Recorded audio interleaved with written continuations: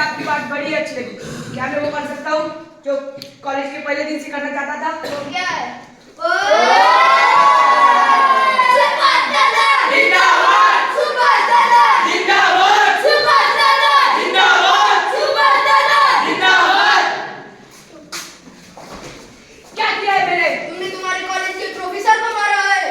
हमारे देश के बारे में कुछ भी अलग बगेगा तो क्या हम साइन कर लेंगे? अब तो तुमको तुम्हारे कॉलेज के प्रिंसिपल ही देखेंगे। अरे सुनो सुनो सुनो, कॉलेज के प्रिंसिपल ने कहा है कि केस करने की कोई जरूरत नहीं है। हमारे सुभाष दादा को कुछ भी नहीं होने वाला है। सुभाष दादा जिंदाबाद, सुभाष दादा जिंदाबाद। सुभाष दादा, आपने हमें बता दिया कि आजादी कैसे हासिल की जाती है। आजादी मांगने से नहीं मिलती। सुभाष दादा जिंदाबाद। सुभाष को बहुत साल नेता बनने में बहुत साल बाकी थे, लेकिन उनका जिगर और हुनर देखकर पुलिस और प्रोफेसर घबरा गए। सुभाष के पिताजी के कहने पर उन्होंने ICS यानी इंडियन सिविल सर्विसेज की परीक्षा दी और उसमें वो चौथे आए। और कुछ सालों बाद उन्हें 1923 में कोलकाता का मेयर बनाया गया। नेताजी सुभाष चंद्र बोस की हिम्मत और हुनर देखकर गांधी जी ने कुछ सालों बाद उन्हें कांग्रेस पार्टी का प्रेसिडेंट बनाया, लेकिन नेताजी सुभाष चंद्र बोस गांधी जी के विचारों से सहमत नहीं थे और कहे कि आपके इन विचारों से ये भारत देश कभी आजाद नहीं हो पाएगा। और नेताजी सुभाष चंद्र बोस ने प्रेसिडेंट के पद से इस्तीफा ले लिया। नमस्ते नेताजी। नमस्ते। बहुत बहुत बधाई हो सुभाष जवाहर नेहरू का प्रेसिडेंट बनने के लिए। राम बाबू, आपसे निवेदन है कि आप थोड़ी देर बाद विश्रांति कीजिए। ठीक है।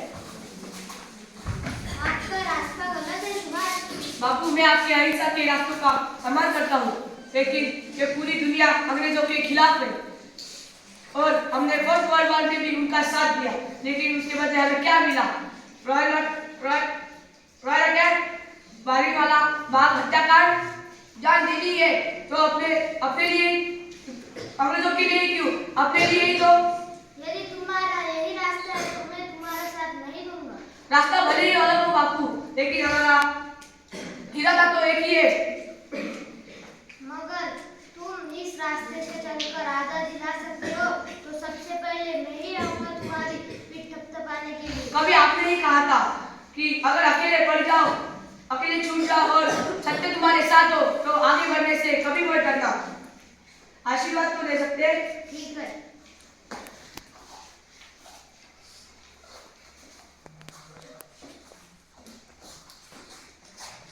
रुको सुभाष, इतने भी दूर मत चले जाना कि कभी वापस ना आ सको। जवाब, मैं भले ही कितना भी दूर चला जाऊं, लेकिन वापिस जरूर आऊंगा तो अपने आजाद हिंदुस्तान में। जी दूर के सोचने वालों में से थे। उन्हें पता था अहिंसा के मार्ग से हम भारत को आज़ादी नहीं दिला पाएंगे। उन्होंने भारत के अंदर ही अंग्रेजों के खिलाफ ऑल इंडिया फॉरवर्ड ब्लॉक का गठन किया।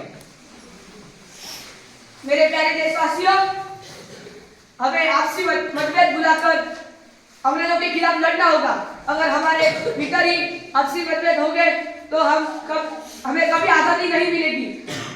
मैं आपसे वादा करता हूँ कि मैं आपको आज़ादी दिलाऊंगा। तुम मुझे खुद दो, मैं तुम्हें आज़ादी दूंगा। हमें अंतरराष्ट्रीय परिस्थिति का फायदा उठाना चाहिए। डरपोक रहना सबसे बड़ा पाप है। इनकलाब जिंदाबाद। जिंदाबाद वालों में से नहीं थे। जब वे हिटलर के पास मदद मांगने गए तो हिटलर भी उनसे प्रभावित हुए। नेताजी सुभाष चंद्र बोस अकेले ही अंग्रेजों के सामने 55,000 की फौज लेकर खड़े हो गए और उन्हें आजाद हिंद फौज का नाम दिया।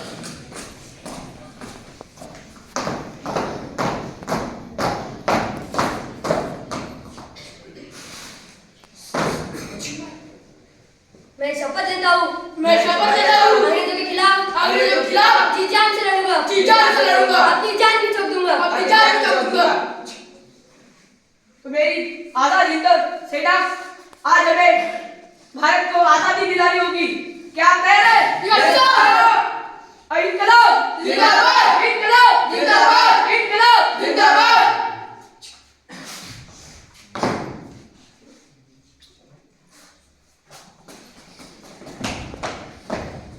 आजाद हिंद सेना अंग्रेजों से लड़ने नॉर्थ इंडिया पहुंची। सबके दिलों में एक ही नारा था, इनकलाब जिंदाबाद, इनकलाब जिंदाबाद।